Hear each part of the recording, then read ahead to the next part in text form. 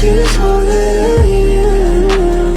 I only show you the best of me, best of me. Oh, try just a minute, hoping it won't get the best of me. Oke, ini kita udah nyampe di Museum Sumpah Pemuda. Ini bagian depannya. Terus di sebelah sini ada Ketua Panitia Kongres Pemuda kedua. Di sini ada mukanya. Di sini ada deskripsi dari Gedung Sumpah Pemuda, diresmikan oleh Bapak Presiden Soeharto, Jakarta 20 Mei 1974. Di sebelahnya lagi ada patung Muhammad Yamin, Sekretaris Panitia Kongres Pemuda kedua. Ini muka-mukanya.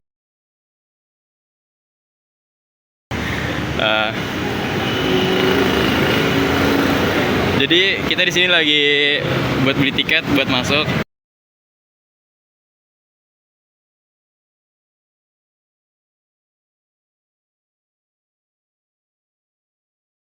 Oke, jadi di sini saya akan menjelaskan tentang timeline perjalanan Sumpah Pemuda. Jadi di sini pada tahun 1908, di sini ada berdirinya Budi Utomo pada 20 Mei 1908 dan berdirinya Indis Perenijing pada tanggal 22 Desember 1908. Lanjut pada 1912, di sini itu ada berdirinya Indis Partits. Dan lanjut pada 1915. Di sini berdirinya Tri Koro Darmo pada 7 Maret 1919. Dan pada tahun 1917 di sini ada berdirinya Jong Sumatera Bon 9 Desember 1917 dan Tri Koro Darmo menjadi Jong Java pada 12 Juni 1918. Pada tahun 1925 Indonesia Vereniging diubah menjadi Perhimpunan Indonesia pada 11 Januari 1925. Dan terbentuknya Jong Islamiyeten Bon pada 1 Januari 1925. Lanjut pada 1926, di sini ada Kongres Pemuda pertama pada 30 April 2 Mei 1920 dan berdirinya Perhimpunan Pelajar-Pelajar Indonesia atau PPPI pada September 1926. Dan pada 1927, Jong Indonesia berdiri pada 20 Februari 1927 dan berubah nama menjadi Pemuda Indonesia pada 28 Desember 1927. Dan berdirinya Pemuda Kaum Betawi pada awal 1927 dan juga ada pembentukan Permufakatan Perhimpunan Politik Kebangsaan Indonesia atau PPPKI pada 17 Desember 1927. Dan di sini pada tahun 1928 itu ada Kongres Pemuda kedua pada 27 sampai 28 Oktober 1928 dan lagu Indonesia Raya pertama kali diperdengarkan oleh W.R. Supratman. Dan lanjut pada 1930 di sini dibentuk Komisi Persiapan Badan Persatuan Kepanduan Nasional. Setelah Indonesia Muda terbentuk didirikan Kepanduan Bangsa Indonesia atau KBI. Dan lanjut pada 1931 Indonesia Muda dideklarasikan di Solo pada 28 Desember 1930 sampai 2 Januari 1931. Di sini lanjut ke tahun 1944. Di sini lagu Indonesia Raya digubah untuk kepentingan propaganda Jepang. Dan 1945 proklamasi kemerdekaan RI dan lagu Indonesia Raya mengiringi pengibaran bendera merah putih. Pada sidang BPUPKI, Muhammad Yamin membahas mengenai wilayah atau tanah air dan bahasa sebagai implementasi Sumpah Pemuda. Dan pada 1959, Hari Sumpah Pemuda ditetapkan sebagai hari nasional bukan hari libur. Sekian dari saya, nanti akan dilanjutkan. Oke, selanjutnya ini adalah peta lama dari Jakarta Pusat di zaman Hindia Belanda yang bernama Weltevreden. Jadi Weltevreden adalah sebuah kawasan di Hindia Belanda yang pada saat ini menjadi wilayah Kota Madya, Jakarta Pusat. Kawasan ini mulai dikembangkan pada abad ke-17 ketika Antonis Paviljow membangun rumah-rumah untuk tempat peristirahatan di tanah pemberian pemerintahan kolonial di sekitar Gatot Military Hospital, ini RSPAD Gatot Subroto. Dan pada abad ke-18, Gubernur Jenderal VOC Peter Gerardus van Overstretton menjadikan Weltevreden sebagai pusat pemerintahan dan kediaman gubernur jenderal yang baru. Pembangunan di Weltevreden terus dilakukan, mulai dari gedung lembaga kebudayaan, tempat hiburan, perumahan elit menteng, stasiun kereta api, dan berbagai lembaga pendidikan tinggi seperti Stovia, sekolah dokter Jawa, dan Reds Hoge School atau yang bernama sekolah hukum. Nah, jadi setelah itu sini ada sejarah Gedung Sumpah Pemuda. Gedung Sumpah Pemuda ini awalnya adalah sebuah indekos yang ditempati oleh para murid dari Stovia dan Hoge School di Batavia.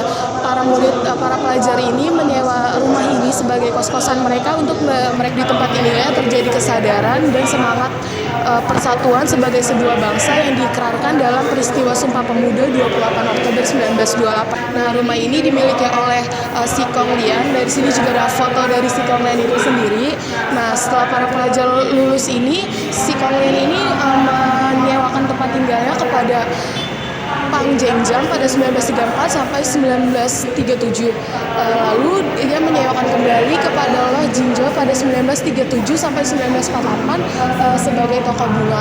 Lalu gedung ini digunakan sebagai hotel, kantor bea cukai, dan pada 3 April 1973 gedung keramat ini dipugar Pemda DKI Jakarta. Pemugaran selesai pada 20 Mei 1973. 1 tahun kemudian pada 20 Mei 1974 gedung keramat ini diresmikan sebagai Gedung Sumpah Pemuda. Saya akan menjelaskan patung Tirto Adi Sudojo. Jadi patung Tirto Adi Sudojo ini adalah patung yang merupakan penghargaan atas jasa-jasa Tirto Adi Sudojo sebagai Bapak Pres Nasional Indonesia. Tirto Adi Sudojo adalah seorang jurnalis dan aktivis penggerak nasional yang lahir di Blora, Jawa Tengah pada tahun 1880. Ia dikenal sebagai pendiri surat kabar Sweda Berita 1903 dan Medan Prijaji 1910 yang dipegang di sebelah tangan kirinya, yaitu Medan Prijaji yang isinya raja-raja bangsawan asli. Tulisan Tirto Adi Sudojo yang di kedua surat kabar tersebut banyak menyuarakan kritik terhadap kolonialisme Belanda.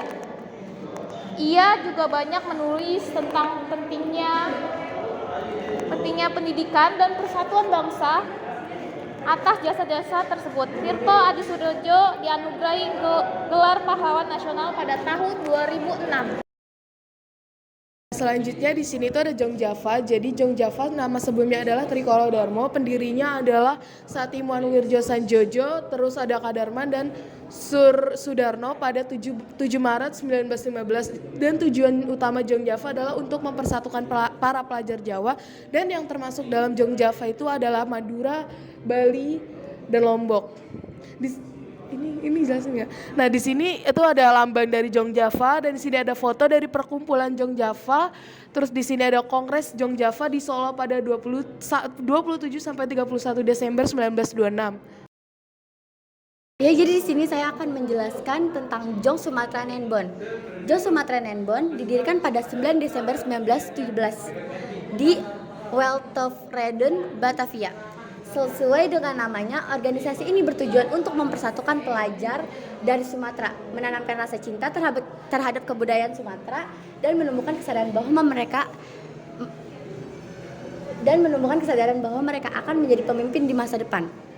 Para pendiri Jong Sumatera Nenbon adalah Tengku Mansur, Muhammad Anas, Muhammad Amir, Munir Nasution, dan Komean. Tengku Mansur terpilih sebagai ketua pertama Jong Sumatera Nenbon. Di sini ada anggota Jong Sumatera Nenbon pada tahun 1924. Dan di sini ada pengurus Jong Sumatera Nenbon pada 1928. Jong Islamiyeten Bon. Jong Islamiyeten Bon didirikan di Yogyakarta pada 1 Januari 1925. Berdirinya Jong Islamiyeten Bon tidak dapat dilepaskan dari dukungan Kiai Haji Ahmad Dahlan dan Haji S. Jokro Aminoto. Ketua pertama Jong Islam Meton Bond adalah R. Samsurijal, sedangkan Haji Agus Salim diangkat sebagai penasihat. Tujuan organisasi ini adalah memajukan pengetahuan tentang Islam, membangun hidup secara Islam, dan menciptakan persatuan dalam Islam. Ini adalah pengurus organisasi Jong Islam Meton Bond cabang Bandung 1925. Terus di atasnya ada anggota organisasi Jong Islam Meton Bond. Selanjutnya ini ada namanya Jong Batak Bond. Awalnya Jong Batak Bond ini tergabung dengan Jong Sumatera Bond. Dan namun karena terdapat perbedaan budaya, pada 1926 Jong Batak Bond ini memisahkan diri. Sama halnya seperti organisasi pada umumnya, Jong Batak Bond ini memiliki tujuan untuk menjadi wadah yang mampu untuk mengeratkan persatuan di kalangan mahasiswa Batak. Panitia Kongres Pemuda Batak, pemuda kedua dari Jong Batak Bond adalah Amir Sarifuddin yang bertugas sebagai bendahara. Selanjutnya Pemuda Kaum Betawi. Pemuda Kaum Betawi berdiri pada 1927. Sebelumnya pelajar dari Betawi bergabung ke dalam Jong Java atau Sekar Rukun. Para pelajar dari Betawi merasa perlu wadah baru, tempat Betawi menjadi identitas utama. Organisasi M. Tabrani terpilih sebagai ketua pertama. Pada Kongres Pemuda kedua, Pemuda Kaum Betawi mengutus M. Rojani Suud sebagai panitia umum 5. Sekar Rukun adalah organisasi yang diinisiasi oleh para pelajar Sunda. Organisasi ini didirikan pada 26 Oktober 1919 di Batavia, sehingga dikenal sebagai Perkumpulan Sekar Rukun Cabang Betawi. Sekar Rukun adalah organisasi yang terbuka bagi siapapun yang bisa berbicara menggunakan bahasa Sunda dan berusia lebih dari 14 tahun. Tujuan Sekar Rukun ini adalah menciptakan persatuan di antara pemuda Sunda. Pendiri Sekar Rukun adalah pelajar dari sekolah guru atau Quick School.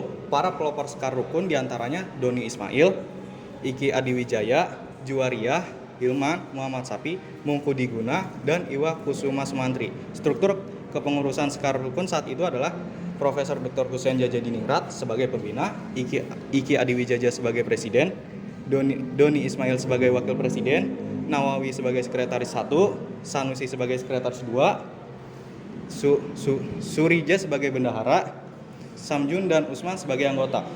Kornel Singawinata menjadi perwakilan dari Sekar Rukun untuk menjadi peserta pada Kongres Pemuda kedua. Dan ini adalah sosok dari Iwa Kusuma Sumantri.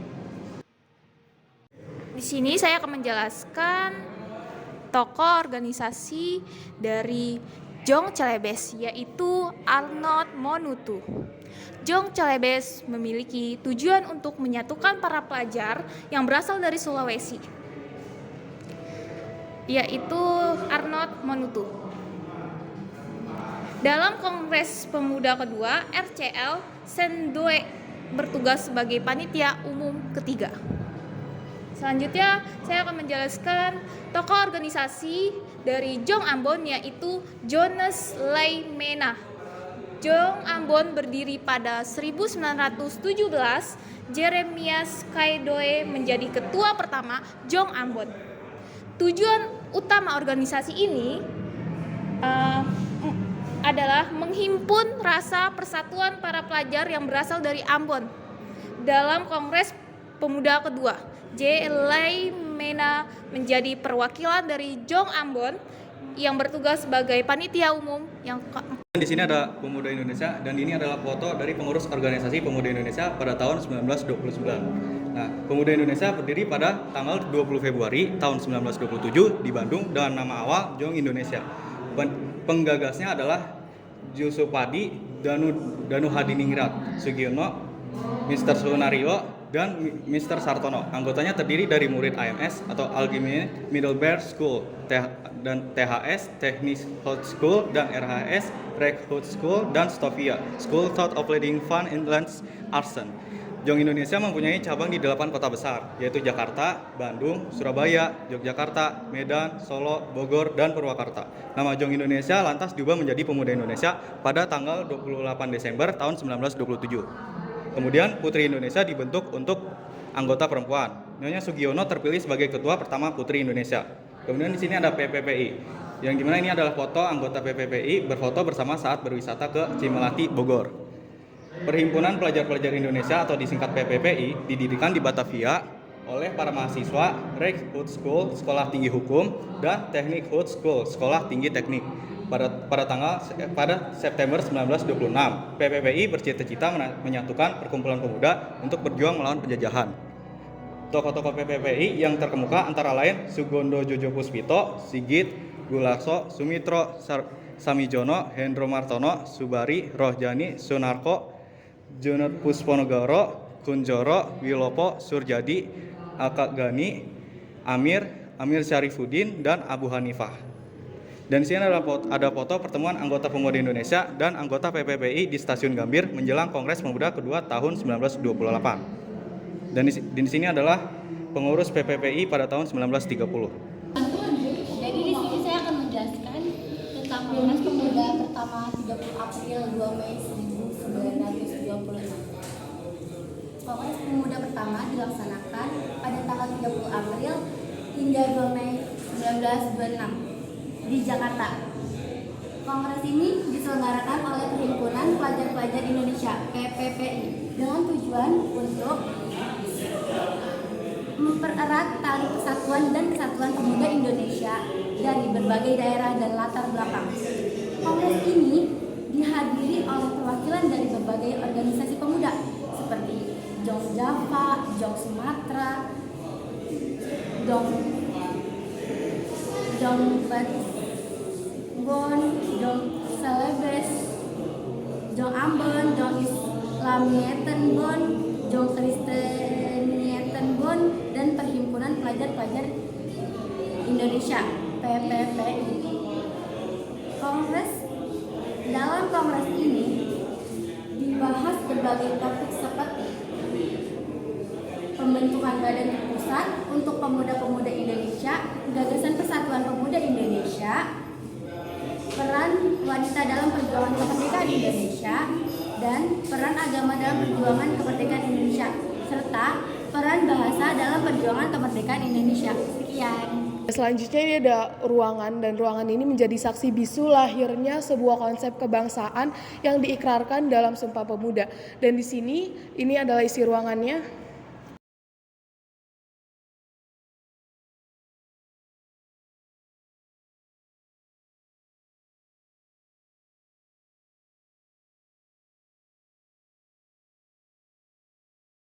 Dan di ruangan ini juga terdapat para pemimpin dari Kongres Pemuda II. Yang pertama ini ada Rohjani Suud, terus ada Mohyamin, terus juga ada Sugondo Jojo Puspito, terus ada Joko Marsaid, terus ada juga Amir Syarifuddin, dan di sini ada Kaja Sungkana, dan di sini juga ada WR Supratman yang menyanyikan lagu Indonesia Raya. Dan di sebelah sini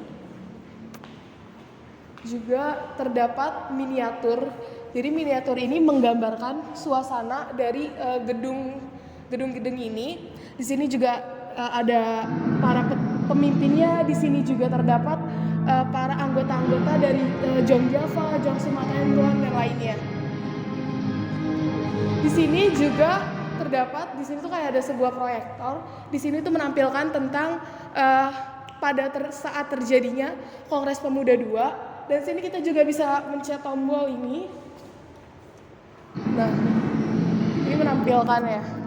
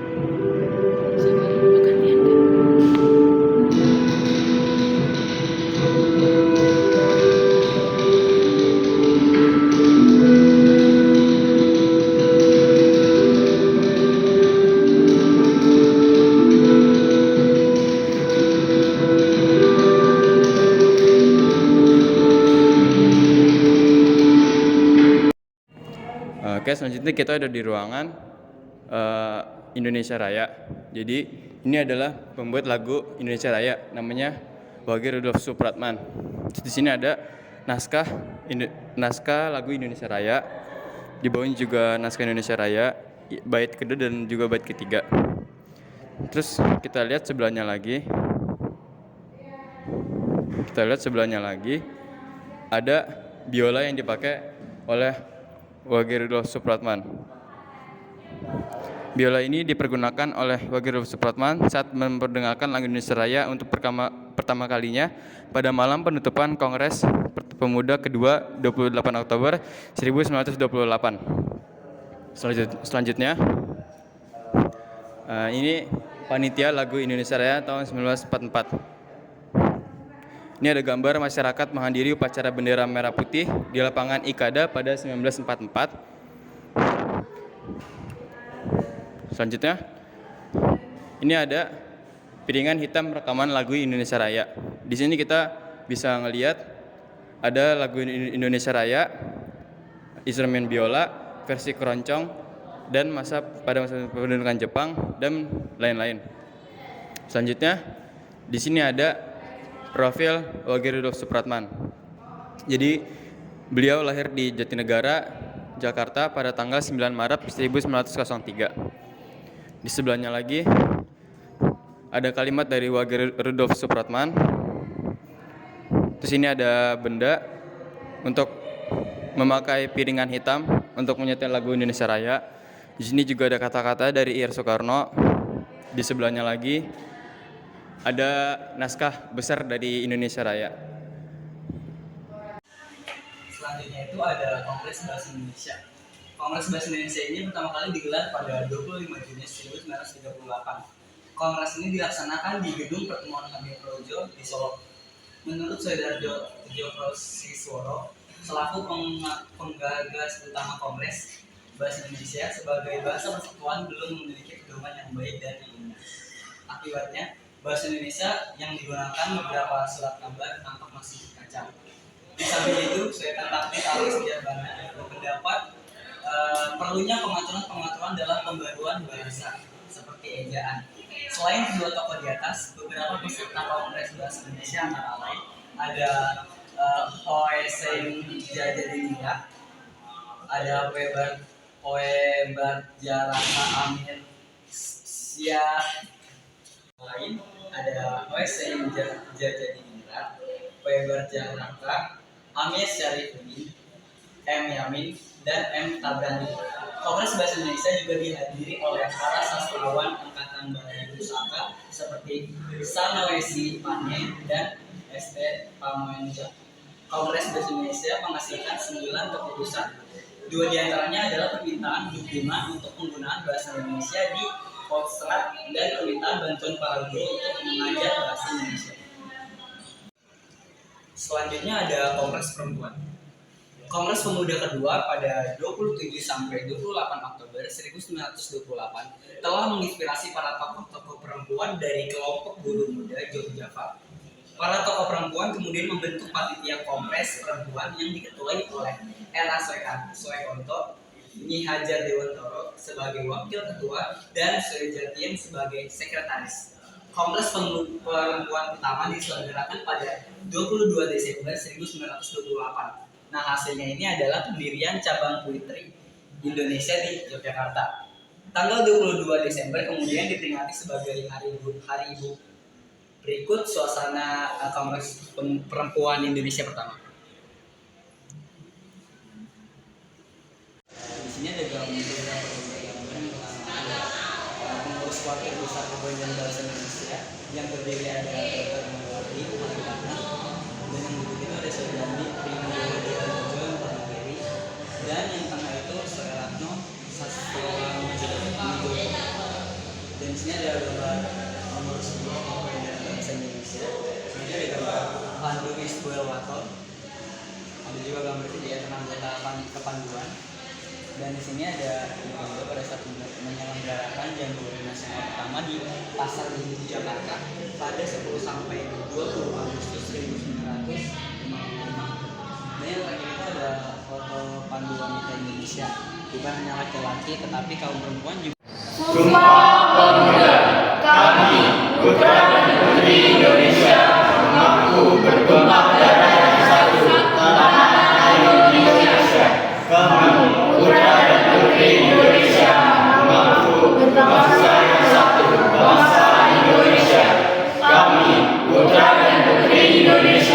Menjunjung tinggi bahasa kesatuan, bahasa Indonesia.